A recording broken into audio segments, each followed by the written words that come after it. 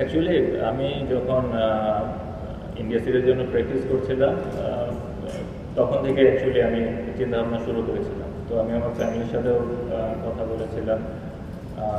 Probably তারা চিন্তা করছিল যে probably this is not the right time, but আমার কাছে মনে হয়েছে এটা সঠিক সময়, এবং আমি তাদেরকে বেশ কিছু বিষয় বোঝানোর চেষ্টা করেছি, এবং তারপরে হয়তো তারা বুঝতে পেরেছেন। এবং তারপরে আমি সিলেক্টার্স এবং বোর্ড প্রেসিডেন্টের সাথেও কথা বললাম, কোচ ক্যাপ্টেনের সাথেও কথা বললাম, and they all respected my decision, and I think that is good for the team. না, আমি মনে করি না এরকম কোনো এটা ডিপেন্ড করে ইন্ডিভিজুয়ালি।